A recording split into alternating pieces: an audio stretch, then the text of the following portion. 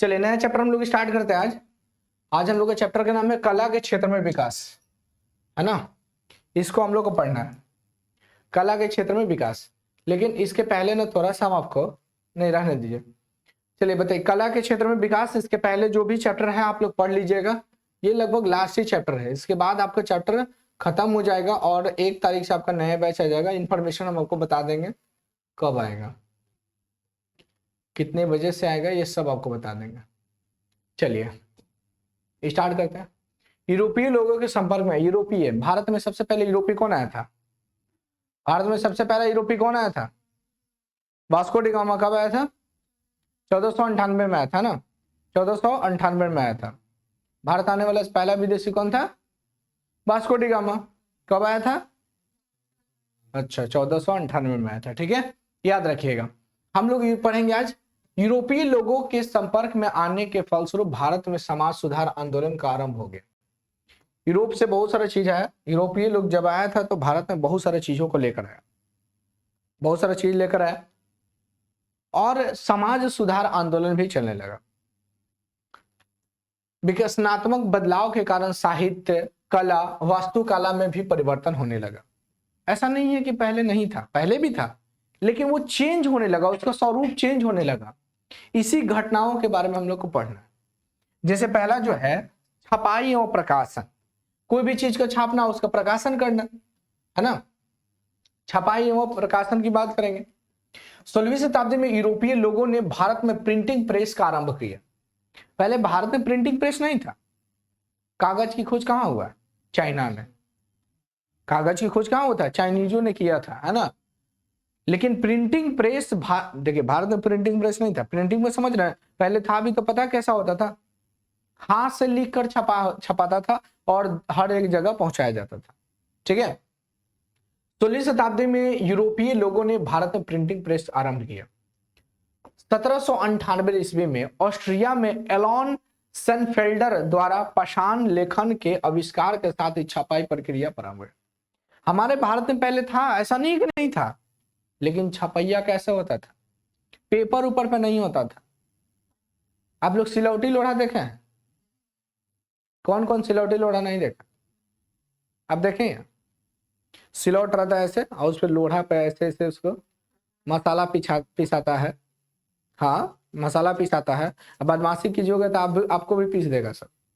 तो उसमें देखते हैं टुंगाता है, उसको छेनी हथौड़ी से उसको ऐसे ऐसे काटा जाता है ताकि उसमें ग्रिप बने, और ग्रिप बनेगा तो कोई भी मसाला क्या होगा? पिसाएगा। तो पहले भी छपाई का जो भारत में काम होता था, कैसे होता था? ये इसी तरह से छेनी हथौड़ी से लिखा जाता था। आज भी देखिएगा, रोड जहां बनता है ना, तो वहां पे एक बड़का सा बैनर टांगा रहता है। बैनर नहीं, वो चिपकाया जाता है। देखिएगा उसको क्या कहता है, उस पर लिखा रहता है कुट कुट के तोड़ के। हाँ हाँ, काला रंग का। सब काले पहना है। हम तो 4 दिन से यही पहने हैं क्योंकि मेरे पास शर्टें नहीं है। तुम लोग 1778 ईस्वी में ऑस्ट्रिया के एलन सेनफेल्डर द्वारा ये पाषाण लेखन का शुरू हुआ था। भारत में पहले लिखा होता था, लिखाई जोखाई होता था, ये नहीं कि नहीं होता था, लेकिन प्रिंटिंग प्रेस जो था ना, मशीन, ये नहीं था भारत। इसका भी आविष्कार हुआ। विश्व भर में क्रांतिकारी परिवर्तन देखने के लिए मिला, है ना। परिवर्तन देखने के लिए हम लोग को मिला विश्व भर में। 1825 ईस्वी में एशियाटिक लिथोग्राफिक प्रेस कलकत्ता में स्थापित हुआ। ये याद रखिएगा, क्वेश्चन पूछा जाएगा आपसे, लिथोग्राफिक प्रिंटिंग प्रेस कब स्थापित हुआ था? 1875 में। हाँ, 1825 में। 1925 नहीं, 1925 में विद्युत ट्रेन चला था भारत में पहली बार। 1825 ईस्वी में एशियाटिक लिथोग्राफी प्रेस कलकत्ता में स्थापना हुआ था। क्वेश्चन पूछा जाएगा, एशियाटिक लिथोग्राफी प्रेस की स्थापना कब हुई? 1825 में। आप लोग टेलीग्राम से जुड़े हुए हैं?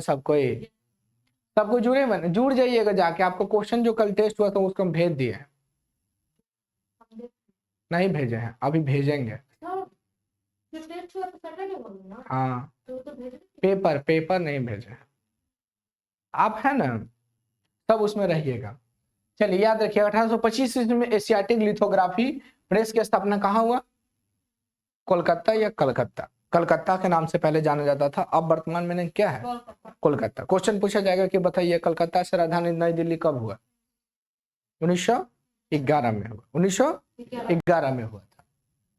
इस प्रकार लेखनीय प्रक्रिया भारत में आ गई।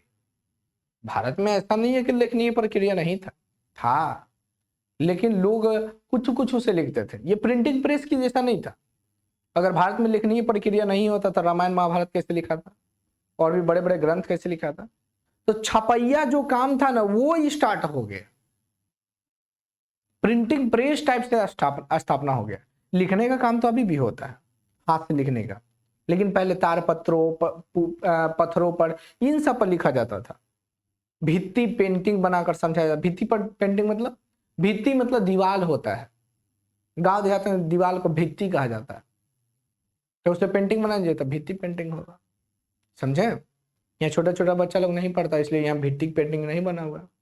कोचिंग में जाइएगा तो देख लीजिएगा, वहां पर सब बच्चा सब लिख देता है, क से कबूतर, ख से ऐसे लिख देता है सब। तो वो हो गया भित्ति पेंटिंग। आरंभ में पाषाण माध्यम का प्रयोग नक्शे और सरकारी कार्यालयों में प्रयुक्त दस्तावेजों की प्रतियां बनाने में भी किया जाता था। दस्तावेज मैप को बनाने में भी यूज होता था। मैप को समझते हैं ना, बिना मैप का कोई भी चीज असंभव हो सकता है। इसी मैप की खोज हुआ था, तब लोग यूरोपीय लोग बहुत लोग आए थे भारत में। पहले मैप नहीं था, यानी नक्शा नहीं था। अब बताइए आपको डायरेक्शन नहीं पता रहेगा तो कैसे जाइएगा? आप लोग अपने घर का कोचिंग का डायरेक्शन पता है इसलिए आप चलाते हैं। कोई सब बेवकूफ होगा जो इधर से रास्ता होगा तो इधर से जाएगा, ऐसे यहाँ से मरीन ड्राइव होते हुए, गांधी मैदान होते हुए, राजा पुल होते हुए तब घर पहुंचेगा। कोई ऐसा नहीं होगा, उसको मैप पता है किधर से किधर जाना है। तो पहले स्टार्ट हुआ, फिर बाद में देवी देवताओं को भी पिक्चर उच्चर बनने लगा। हाँ, बाद में बंगाल में काली घाट चित्रकारों में भी देवी देवताओं के चित्रों का पुनर्मुद्रण के उद्देश्य से कागज पर चित्रों बाह्य रेखाओं को बनाने की प्रक्रिया आरंभ कर दिया गया। ये स्टार्ट कर दिया गया बंगाल में भी। बंगाल में भी क्या किया, देवी देवताओं को चित्र बनाया गया इस सब टाइप से, है ना। बाद में इन चित्रों को रंग भरे गए। पहले तो ऐसे ही बना दिया गया, फिर बाद में रंग भरा गया। देखते हैं छोटा छोटा बच्चा रहता है, मैडम बोल देती बउआ पेंटिंग बनाओ, अब उसको कलर करो, तो वो रंग भरना स्टार्ट हो गया। 1860 ईस्वी में कलकत्ता में लगभग 50 प्रेस की स्थापना हुई। 1825 में तो स्टार्ट कर दिया गया, लेकिन 1860 में क्या हुआ, लगभग 50 गो प्रिंटिंग प्रेस की स्थापना की गई। विभिन्न विषय पर पुस्तक छपाई स्टार्ट हो गया। नगरों के रूप में कोलकाता की पहचान हो रही है, यानी भारत में छपाई कारखाना सबसे ज्यादा फेमस कहाँ हुआ, कलकत्ता में, क्योंकि यहीं पर सबसे पहले स्टार्ट हुआ था, है ना। बोलो आज रामायण आज क्या है, ये प्रेस है ना। चलो चलिए इधर प्रेस। भारत में सामाजिक परिवर्तन में प्रेस की एक महत्वपूर्ण भूमिका है। आज भी प्रेस की एक महत्वपूर्ण भूमिका है। हमारे जीवन में प्रेस बहुत इंपॉर्टेंट रखता है कि नहीं। आज आप न्यूज़पेपर या प्रेस के द्वारा ही आप हर चीजों को समझ पाते हैं। देश विदेश का खबर आपको कैसे मिलता है, प्रेस के द्वारा, न्यूज़पेपर के द्वारा। बिना न्यूज़पेपर का कैसे आपको मिलेगा। अब तो न्यूज आ गया, लाइव में आप देख सकते हैं। क्या वहां पे एकदम मारपीट चल रहा है, यहाँ पे आप घर में बैठ रहे, मर लो रे, कैमरा वाला के मार दो है कि नहीं। समाज सुधारकों ने भी अपने विचार को पत्र पत्रिकाओं में प्रकाशित करके लोगों तक फैला। देखिए भारत बहुत बड़ा विशाल देश है, और पहले भी था, अब तो और विशाल हो गया। जनसंख्या भारत की बहुत ज्यादा है। आने वाला समय चाइना को पिछाड़ देंगे हम लोग। पूरे विश्व में पूछा जाएगा सबसे कोई ना कुछ अच्छा होंगे हम लोग प्रथम। पूरे विश्व में पूछा जाएगा भारत में, पूरे विश्व में जनसंख्या सबसे अधिक किसका हो जाएगा, भारत का हो जाएगा। आने वाला समय देखिएगा सबको पछाड़ देंगे, है कि नहीं। तो भारत बहुत बड़ा विशाल देश है, और भारत गुलाम था शुरू से ही। अंग्रेज जब आ गया तब तो गुलाम हो ही गए हम लोग, उसी समय से गुलाम हो। तो हमको मालूम है हम गुलाम हैं, आपको मालूम है गुलाम है, लेकिन गांव गांव दूर दूर लोगों तक मालूम नहीं ना कि हम गुलामी हैं। अब गुलाम पता भी है कि हम गुलाम हैं, तो उनके ऊपर कैसे अत्याचार हो रहा, उनको कैसे हम बोले कि भाई ये हमारे ऊपर शासन करे। कुछ ना कुछ माध्यम होना चाहिए ना। पहले तो टेलीफोन नहीं था कि फटाक से लगा टूट लगा, हेलो हमनी के गुलाम बने ले हवा, ऐसे तो बोल नहीं सकते थे। बोल सकते थे क्या? नहीं। अच्छा बोलते तो मर्डर करवा देते अंग्रेजों से। अंग्रेज था नहीं, शुरू कराइए, तो था नहीं। तब क्या किया गया बाद में, तब प्रिंटिंग प्रेस हुआ। तो वही प्रिंटिंग प्रेस कैसा था पता है? भारतीयों के लिए प्रिंटिंग प्रेस था ही नहीं, इसमें नहीं छपता था।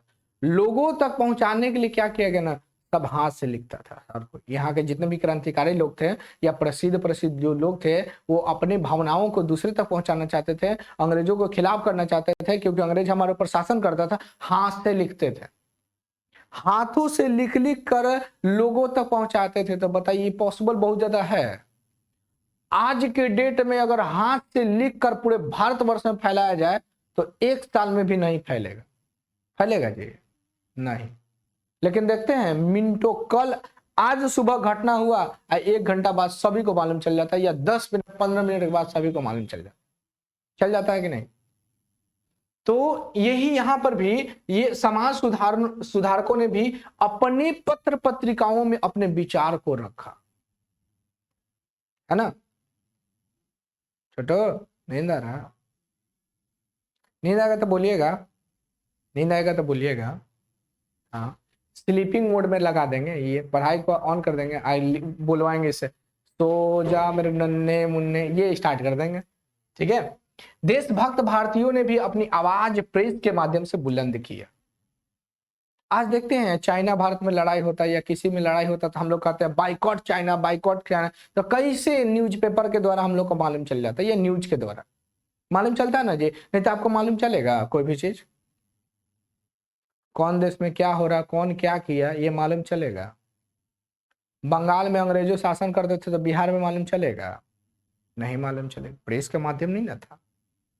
बताएं तो आपको बहुत, आपको जब वर्नाकुलर प्रेस एक्ट कब लाया गया? 1878, 1878 में वर्नाकुलर प्रेस एक्ट आया था। उसमें क्या कहा गया? जितने भी भारतीय प्रेस न्यूज़पेपर वाले हैं उस सभी को बंद कर दो जो अंग्रेजों के खिलाफ छापता है। बंद कर दिया गया रातों रात। क्यों? ताकि न्यूज के माध्यम से, पेपर के माध्यम से, पत्र पत्रिकाओं के माध्यम से सभी लोगों को मालूम चल जाए कि हम अंग्रेज यहां पर क्या कर रहे हैं। इसलिए ऐसा काम किया गया। बाबर हमारे ऊपर अत्याचार किया, हुमायूं अत्याचार किया, मुगल का जितना भी था सब अत्याचारी हुआ। और सबसे खतरनाक कौन बना? औरंगजेब हुआ। औरंगजेब था ना, सबसे खतरनाक था, हमारे ऊपर अत्याचार किया। लोगों की जागरूकता तो थी, लेकिन लोगों में क्या था? एकता नहीं था। अगर लोगों में एकता होता तो कोई भी देश हमारे ऊपर आक्रमण कर पाता? बोलिए, कर पाता? नहीं। या कोई बाहरी हमारे ऊपर आके आक्रमण करता? अभी मान लीजिए कि 2 आ गया हम लोग से लड़ने के लिए, तो जीत के जाएगा? क्योंकि हम सब एक हैं। अगर युद्ध होगा, अगर मान लीजिए बाहर से कोई आया लड़ने के लिए, अरे तेरा मरबाओ, तो हम नहीं सकेंगे, ठीक है मार, हमने 5 गो ही हो, तू कै गो है? 1 गो, ले, भाग जाएगा। एकता है, उस समय नहीं था। भारत में एकता नहीं था।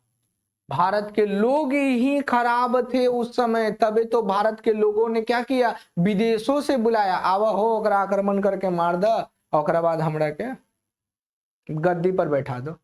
बाबर क्यों? बाबर भगोरा था।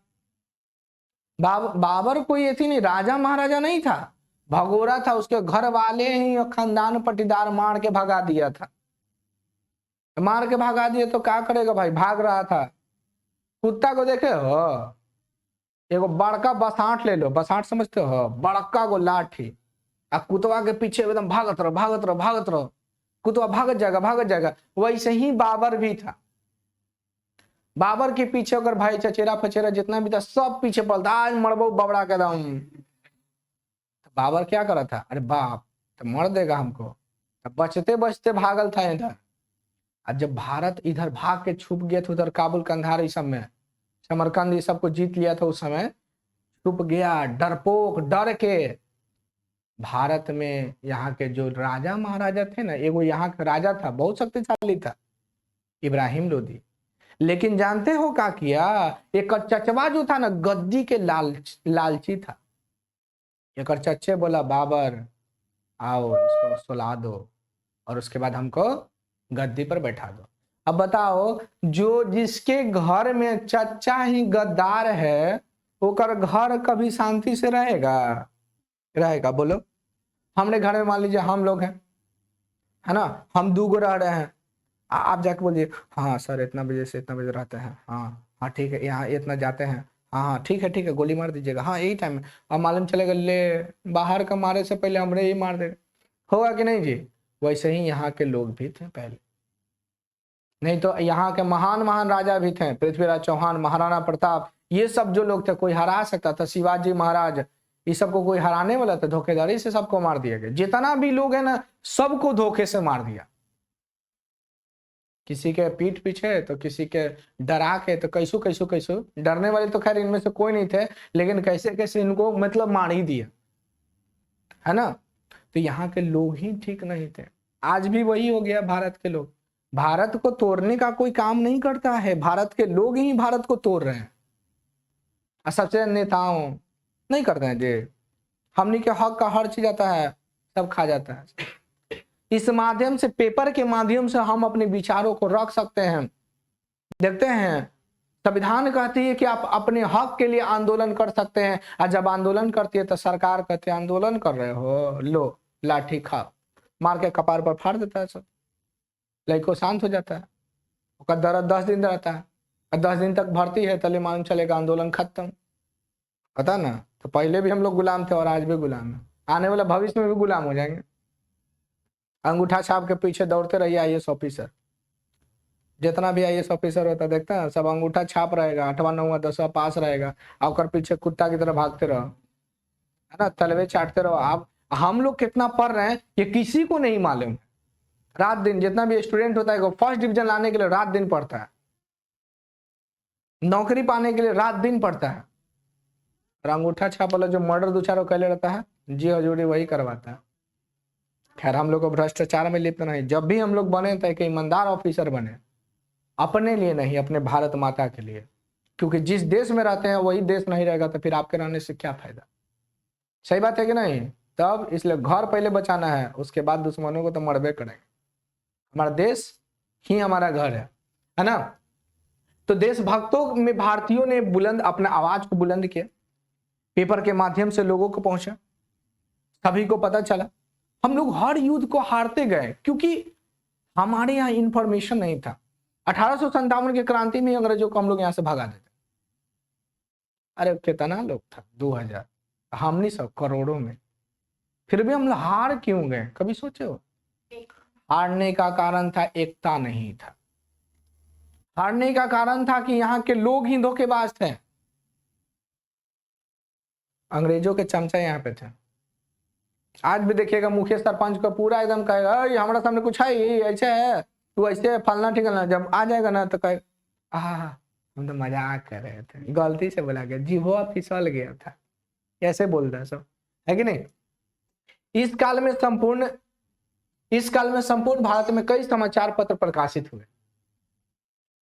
सुलभ समाचार, अमृत बाजार पत्रिका, Kesari Maratha, the Hindu, the halide 19वीं शताब्दी के कुछ प्रमुख समाचार पत्र थे।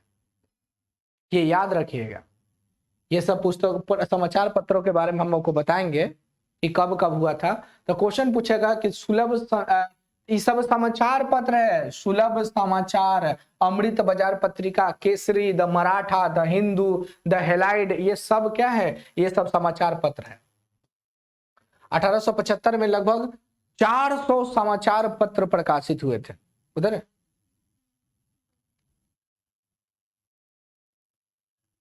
आजा,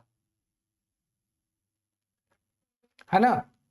1800 शताब्दी में अगर बात किया जाए कि 1875 ईस्वी में लगभग 400 समाचार पत्र भारत के विभिन्न भागों में विकसित हो गए। स्कूल गई थी, स्कूल बंद है, खुला हुआ है, गई थी स्कूल, गए थे, बोलो ना हाँ ना, नहीं गए थे, कहाँ, कहीं गई थी क्या? कुछ काम था क्या? तबीयत नहीं ठीक क्या? डॉक्टर कुछ हुआ है क्या? तुमको तबीयत खराब है? कहाँ हो गया? बुखार नहीं है? बुखार हाँ है। अच्छा कोई बात नहीं, कोई बात नहीं, पढ़ लीजिए, ठीक हो जाएगा। डॉक्टर दवाई ववाई दिया? दिखवा ली ना? कल ही बुलाया है? नहीं, चलिए कोई बात नहीं, पढ़िए पढ़िए, ठीक हो जाएगा। चलिए, केवल अंग्रेजी में ही नहीं वरन भारतीय प्रेस स्थानीय भाषाओं में भी समाचार पत्र छापने लगे। पहले तो अंग्रेजी में छपता था, फिर उसके बाद भारत के हर भाषाओं में छपने लगा। बताइए तो संविधान के अनुसार कितना मान्यता है भारत में भाषा का?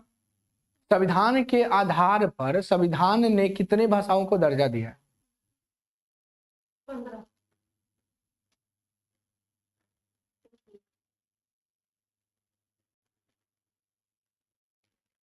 22। संविधान कितने भाषा की मान्यता दिया है? 22, है ना? तो सभी भाषा में क्या होने लगे? पेपर छपने लगे। अंग्रेजी के अलावे सभी भाषा में लोग पेपर को क्या करने, छापने लगे। देशज प्रेस ने लोगों में देशभक्ति की भावना को उदय करने में महत्वपूर्ण भूमिका अदा की। इससे क्षेत्रीय साहित्य के विकास में भी योगदान दिया। देशज प्रेस, देशज प्रेस में ये देशभक्ति की भावना उत्पन्न किया। देशभक्ति यानी देश के बारे में समझो, है ना? देश के बारे में समझाने का काम देशज प्रेस ने काम किया था। इसमें छपैया स्टार्ट कर दिया, इसमें कि इसको छापिए, मतलब इसमें क्या किया गया, इसमें छापा गया इस प्रिंटिंग प्रेस में के द्वारा। 1778 इसमें कोलकाता में भारत की प्रथम प्रिंटिंग प्रेस की स्थापना है। क्वेश्चन पूछा जाएगा, याद रखिएगा। भारत में पहला प्रिंटिंग प्रेस की स्थापना कहां कब हुआ? कहां? कलकत्ता। कब हुआ? 1778। 1778 में पहली बार प्रिंटिंग प्रेस की स्थापना भारत में हुआ और 1878 में वर्नाकुलर प्रेस एक्ट आया, यानी 100 साल, ठीक 100 साल के बाद इसको बैन कर दिया गया। यानी भारत में पहला प्रिंटिंग प्रेस कब आया? 1778 ईस्वी में। कहां आया? कलकत्ता। लेकिन इसको बैंड कब कर दिया गया? मतलब जितने भी बैंड पेपर था भारतीय, जितने भी छापते थे अपनी भाषाओं में, वो सबको कब बंद कर दिया गया? 1878 में। उसका क्या नाम था? Vernacular press act. समझ में आया? समझ में आया? चलिए, डेनियल की प्रसिद्ध पुस्तक travels news of Calcutta Bharat में प्रारंभ में छपी पुस्तक में से एक थी। ये डेनियल की प्रसिद्ध पुस्तक है ट्रेवल न्यूज, ठीक है? ट्रेवल न्यूज ऑफ कलकत्ता, जो क्या था, ये छपा हुआ था, ठीक है? कहां देख रहे हो? गधा है, देखो ना, होने देगा। बताइए क्या पढ़ना अब हम लोगों को? उसके बाद साहित्य। क्वेश्चन पूछा जाएगा, भारत में पहली बार प्रिंटिंग प्रेस की स्थापना कब हुआ? 1700 कहाँ? अच्छा, बंगाल विभाजन कब हुआ? अरे वाह, तो हटाने याद है सब। हाँ चलिए चलिए। और छोटकी को याद है? काने फूसी कर रही है। हाँ हाँ हाँ, रुको रुको, तुमको बता रहा है। साहित्य, साहित्य के बारे में पढ़ना। भारतीय साहित्य धार्मिक और पौराणिक विषयों पर केंद्रित रहा। गीत व दोहे प्रमुख साहित्य विधाएं थी। 19वीं शताब्दी के आसपास साहित्य शैली में परिवर्तन दृष्टिगोचर होना आरंभ हुए। नए विषय और प्रकरण प्रसिद्ध। देखो, भारत में साहित्य लिखना स्टार्ट किया गया, पुस्तक लिखना स्टार्ट हुआ, ठीक है? जो धार्मिक से संबंधित था, दोहा हुआ लिखा जाता था। दोहे के माध्यम से, दोहा हुआ आप लोग जानते ना, दोहे के माध्यम से, कविता के माध्यम से, गीत के माध्यम से क्या किया जाता था? ये सब छापा जाता था, लोगों को समझाया जाता था। आज पढ़ भी सकते हैं, आज भी आपको आता है ना? नए विषय व प्रकरण प्रसिद्ध होने लगे। लोगों ने दैनिक समस्याएं कविताओं और दोहे का विषय बनने लगी। कविता के अतिरिक्त गद्य लेखन भी प्रसिद्ध होने लगा। गद्य और पद जानते होंगे, कविता और कहानी, है ना? इसमें भी क्या हुआ? छपने लगा। कोई देखते हैं हिंदी में आप लोग पढ़ते होंगे कविता, फिर उसके नीचे कहानी रहता है ना, तो इस प्रकार से भी छपने लगा।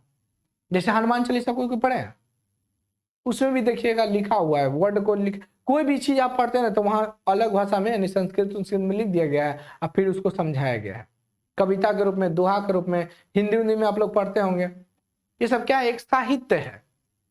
ये क्या है? ये साहित्य है, जिसमें से बहुत सारा हम लोग देखेंगे ये चला था। ठीक है, साहित्य में प्रयुक्त भाषा पहले की अपेक्षा सरल होती गई। पहले जो वर्ड था ना बहुत कठोर कठोर वर्ड था, हार्ड हार्ड वर्ड था, लेकिन अब जो हो गया, बाद में जो हो गया, उसको सरल बनाया गया, सिंपल भाषा में बनाया गया। गद्य की नई विधाएं यथा उपन्यास, लघु कथाएं, नाटक और निबंध का विकास हुआ। यह विधाएं आम लोगों में लोकप्रिय हो रही थी। आम लोगों को भी मालूम चला, है ना, इन विद्याओं के बारे में लोगों को भी पता चला। नाटक के बारे में, आज तो नाटक आज भी चलता है, देखते हैं लड़का लड़की बन जाता है या फिर कोई भी चीज सब बनकर अपना नाटक दिखाता है, लोगों तक पहुंचाता है, प्रचार प्रसार भी करता है ना, धार्मिक चीजों को भी दिखाने का काम करता है। क्वेश्चन आपसे पूछा जाएगा, देखिए यहां पर इसी चीज को याद रखिएगा, इंपॉर्टेंट को, ये नोट्स को। 1913 ईस्वी में रविन्द्रनाथ टैगोर को उनकी प्रसिद्ध कृति गीतांजलि के लिए साहित्य का नोबेल पुरस्कार प्राप्त हुआ। क्वेश्चन पूछा जाएगा कि गीतांजलि के लेखक कौन है? क्या पढ़ रही? क्वेश्चन पूछेगा कि गीतांजलि के लेखक कौन है? कौन? रविन्द्रनाथ टैगोर। इन्होंने महात्मा गांधी को कौन सा उपाधि दिए थे? महात्मा के। गांधी जी की उपाधि मिला था महात्मा ना, तो रविन्द्रनाथ टैगोर जी ही दिए थे। ठीक है, इनको गुरु कहा जाता है, इनको गुरु की उपाधि दिया गया। क्वेश्चन पूछा जाएगा कि किस भारतीय को नोबेल पुरस्कार पहली बार मिला? रविन्द्रनाथ टैगोर। कब मिला? किस क्षेत्र में मिला? साहित्य के क्षेत्र में। किस पुस्तक के लिए मिला? गीतांजलि। समझे? जन गण मन का नाम सुनिए ना। हाँ, ये हमारे आन बान शान है देश का, जो हमारे हृदय में बसता है, रविन्द्रनाथ टैगोर ही लिखे हैं। ठीक है, क्वेश्चन पूछा जाएगा आपको, ठीक है, तो बताइएगा। बंकिम चंद्र चटर्जी का उपन्यास आनंद मठ भारत के स्वतंत्रता संग्राम के बारे में प्रेरणा दिया। आनंद मठ की इस पुस्तक है, सॉरी, बंकिम चंद्र चटर्जी का एक पुस्तक है, उपन्यास है, जिसका नाम है आनंद मठ। इस पुस्तक में लोगों को समझाया गया, अपने देश के प्रति समझाया गया, देश के लोगों को जागरूक किया गया स्वतंत्रता के लिए। तो क्वेश्चन पहला बना कि गीतांजलि के लेखक कौन है? रविन्द्रनाथ टैगोर। भारत में पहला नोबेल पुरस्कार किसे मिला? रविन्द्रनाथ टैगोर। कब मिला? 1913। आनंद मठ के लेखक? बस हो गया। दोनों बंगाल के रहने वाले थे। करो दिक्कत बा नहीं खे, बढ़ी आगे। प्रमुख लेखन और कार्य के बारे में हम लोग को पढ़ना है। इस काल में साहित्य आजादी के अंतर आंदोलन व समाज सुधारकों पर केंद्रित था। बारी आने पर साहित्य ने देशभक्ति की भावना आम लोगों में जागृत करते हुए आजादी के आंदोलन को बढ़ाने का काम किया। बहुत सारा पुस्तक को लिखा गया, साहित्य लिखे गए, इसमें आम लोगों तक पहुंचाया गया इस बात को, देशभक्ति की भावना लोगों तक पहुंचाने का काम किया। समझे? देशभक्ति साहित्य के माध्यम से लोगों तक पहुंचाया गया, आंदोलन करने में जागरूकता मिली सभी को। आंदोलन, जब तक आपको इंफॉर्मेशन नहीं पता रहेगा आंदोलन कीजिएगा? नहीं कर सकते, है ना। क्षेत्रीय भाषाओं में भी सब लिखा जाने लगा। आज भी क्षेत्रीय भाषा में आता है कि नहीं? हर चीज आता है। तेलुगु भाषा जाइए, खैर तेलुगु भाषा क्षेत्रीय भाषा नहीं है, कुछ कुछ क्षेत्रीय भाषा होते हैं जिसमें आपको हर चीज लिखा हुआ मिलता है। ठीक है, चलिए कुछ कुछ चीजों को हम लोग यहाँ याद करेंगे जो बहुत ही इंपॉर्टेंट है। एकदम रट यहीं पर लेना है, क्योंकि अगला सैटरडे को तैयार रहना है टेस्ट के लिए। टेस्ट पेपर आपको पहले मिल जाएगा, ठीक है, टेस्ट पेपर आपको पहले दे दिया जाएगा, उसके बाद आप लोग टेस्ट दे दीजिएगा, उसके बाद यहाँ सोल्यूशन होगा जिसका प्राइज 10 रुपया है, ये टेस्ट पेपर का है, ठीक है। तो उस दिन आना ना भूलिए और टेस्ट दीजिए, ठीक है, टेंशन नहीं लेना है, टेस्ट देना है। चलिए, मुंशी मेटकावना से लिख रहे हैं, मुंशी प्रेमचंद्र ने हिंदी और उर्दू में लेखन किया। उन्होंने बड़े साधारण और बोलचाल की भाषा में सामाजिक समस्याओं को उठाया था। मुंशी प्रेमचंद क्या थे? मुंशी प्रेमचंद्र क्या थे? लेखक थे। इन्होंने बहुत सारे उर्दू भाषा में, हिंदी भाषा में पुस्तकें लिखी, समाज के बारे में लोगों को समझाया। भारतेंदु हरिश्चंद्र ने भी हिंदी साहित्य की समृद्धि प्रदान किया। क्वेश्चन पूछा जाएगा कि क्या बोलते हैं यार, भारतेंदु हरिश्चंद्र जो थे ये किस भाषा के लेखक थे? कौन सी भाषा का? हिंदी भाषा के लेखक थे। कौन सी भाषा का? हिंदी भाषा के लेखक, है ना। ये सब याद रखिएगा। मोहम्मद इकबाल ने उर्दू में लिखा था। मोहम्मद इकबाल किस में लिखते थे? उर्दू भाषा में। समझ में आ रहा छोटो? कोई दिक्कत नहीं ना है? नींद आ रहा है क्या? तबीयत खराब है? मतलब क्या हो गया? देहात दर्द है? अच्छा, गरम है। देहात गरम है तो फ्रिज में बैठ जाओ, और दर्द है तो इधर आओ, तुरंत ठीक हो जाएगा। क्या जी? नहीं तो तुम तो लड़का हो जी, यहाँ से कुर्जी मोड़ तक दौड़ते चल जाना, गांधी मैदान से वापस आ जाना, एकदम देखा बुखार ठीक हो जाएगा। हाँ, कोई दिक्कत होगा तो उधर भी पीएमसीएच है और इधर भी होली फैमिली है, ठीक है, समझे। बहुत घूम रहा तुम, शर्ट खोल के घूमता है, मार देगा ठंडा, खाए पड़ेगा अंडा, महंगा हो गया, पाकिस्तान भेज देंगे, 500 रुपये किलो मिलेगा अंडा, गधा कहीं का। हाँ, कल हम गए ना, कुछ काम से गए थे तो हम देखे एकदम मार, एकदम ये दो खेसरिया गए थे, मैं पूरा शर्ट खोल के एकदम आ रहा है, तो हम ध्यान से देखे ना, हमको लगा खेसरिया है, फिर देखे तो हम बोले ना ना ये तो यही है, शर्ट खोल के घूमता। अब नहीं घूमेगा ना? अब नहीं ना घूमेगा? बोलो ना। सोच रहा है ये अगली बार घूमेंगे, टेंशन मत लीजिए, हम नहीं देखते हैं। घूमेगा नहीं ना? कहीं आ रहा तुम्हारा भाई? कहिया 2 दिन में मामा के साथ है ना जी, ठीक है। कहाँ? जहानाबाद था? हिल था? बड़ा दूर है जी, चलेगा हम लोग। बंगाल में शरत चंद्र चटर्जी, रविन्द्रनाथ टैगोर व बंकिम चंद्र चटर्जी ने अन्य तत्कालीन सामाजिक और राजनीतिक विषयों पर अपनी लेखन। देखिए, क्वेश्चन पूछा जाएगा कि शरत चंद्र चटर्जी, रविन्द्रनाथ टैगोर और बंकिम चंद्र चटर्जी ये तीनों कहाँ के रहने वाले थे? बंगाल। कहाँ के? बंगाल के थे। एम मधुसूदन दत्त रचनाओं ने बंगाली कविता में स्मृति, ये सब बंगाली में लिखे थे। ये सब किस में लिखे गए हैं? बंगाली में लिखे हैं।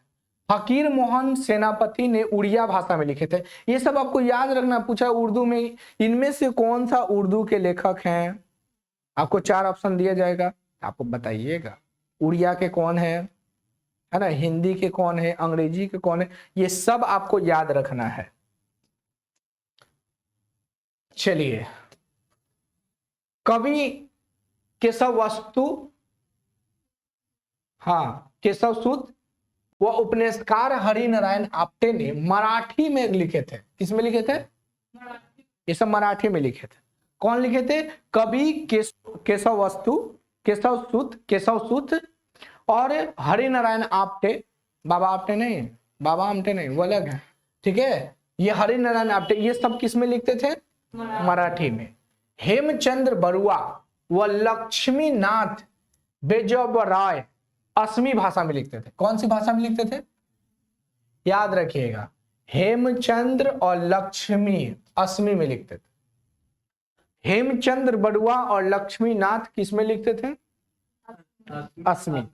असमी भाषा, हाँ, असामी भाषा में हाँ, असमी भाषा में कुमारन आसन और बल्लाथोल के आर नारायणन मेमन ने मलयालम भाषा में लिखे थे। ये सब भाषा आप याद रखिएगा, ठीक है। चलिए आगे देखते हैं। गुरजादा अप्पा राव ने तेलुगु भाषा में लिखा। के वेंकटप्पा गौर पुट्टुअप्पा ने किस भाषा में? कन्नड़ भाषा में। सुब्रमण्यम भारती किस भाषा में? तमिल भाषा में। नर्मदा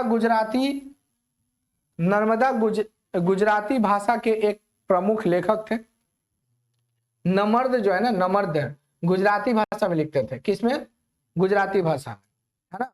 याद रखिएगा इन सभी चीजों को। आगे देखिए ऐसे का देखो, ये लोग को देख लो, मुंशी प्रेमचंद, है ना, भरतेंदु हरिश्चंद्र, शरद चंद्र चटर्जी, ये ना छोटो। इस काल में उपयुक्त लेखकों की रचनाओं ने जनमानस की देशभक्ति की भावना को जागृत किया। ये सब जितने भी लेखक थे ना, ये लोगों को समझाए, लोगों को समझ के समझ को विकसित बनाने का काम किए थे, ठीक है। उन्हें प्रेरित किया, लोग अन्याय और दमन के प्रति खड़े होना आरंभ। ये सब पुस्तकों को पढ़कर लोग जो थे, ये अन्याय और जो गलत हो रहा था उसके खिलाफ आवाज उठाए। आज भी हमारे समाज में गलत होता है कि नहीं? लेकिन कोई आवाज उठाता है? नहीं, सब अपने अपने काम से मतलब रखता है कि नहीं? रखता है। लेकिन समाज में जो गलत हो रहा है उसको ध्यान में रखना चाहिए और उसके खिलाफ आवाज उठाना चाहिए। रविन्द्रनाथ टैगोर द्वारा रचित एक गीत हमारा राष्ट्रगान बना, है ना। रविन्द्रनाथ टैगोर द्वारा एक गीत लिखा गया जो हमारा राष्ट्रगान बना। राष्ट्रगान को कितना सेकंड में गाते हैं हम लोग? 52 सेकंड में। कौन बोला 52 सेकंड में? तुम बोलिए, सही बोलिए, 52 सेकंड में गाते हैं। वंदे मातरम बंकिम चंद्र चटर्जी द्वारा रचित है। क्वेश्चन पूछेगा, वंदे मातरम के रचयिता कौन है? जनगण मन के रचयिता कौन है? रविन्द्रनाथ टैगोर। वंदे मातरम के रचयिता कौन है? बंकिम चंद्र चटर्जी। सारे जहां से अच्छा किसने लिखा था? इकबाल। सारे जहां से अच्छा हिंदुस्तान हमारा किसने लिखा? इकबाल। ये दोनों गीत स्वतंत्रता के पश्चात हमारे राष्ट्रगीत और राष्ट्रगान के रूप में उभर कर सामने आया। समझ में? राष्ट्रगीत और राष्ट्रगान को 24 जनवरी 1950 को एक्सेप्ट कर लिया गया। राष्ट्रगीत जनगण मन, राष्ट्रगान उल्टा बोला गया ना। राष्ट्रगीत वंदे मातरम, राष्ट्रगान जनगण मन, है ना। इन दोनों को 24 जनवरी 1950 को स्वीकार कर लिया गया। 24 जनवरी 1950, 26 ने कहा, 24 जनवरी 1950 को स्वीकार कर लिया गया। ठीक है, इसको याद रखिएगा। क्वेश्चन पूछा जाएगा आपसे कि वंदे मातरम के लेखक कौन है? बंकिम चंद्र चटर्जी। और सारे जहां से अच्छा इकबाल। और जनगण मन के रचयिता रविन्द्रनाथ टैगोर। बिल्कुल याद रखिएगा, ठीक है। आगे देखिए, नीचे छोटे ऊपर उधर चित्रकला।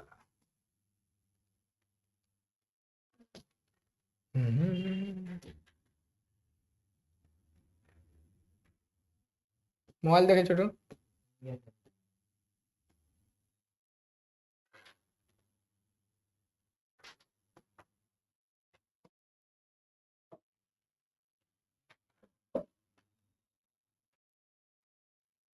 देखिए चित्र। चलिए, यहां तक समझ में आया ना आपको? आप यहां तक पढ़िएगा, ठीक है।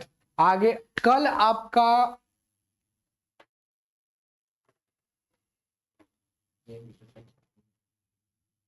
स्टॉप कर दो उसका।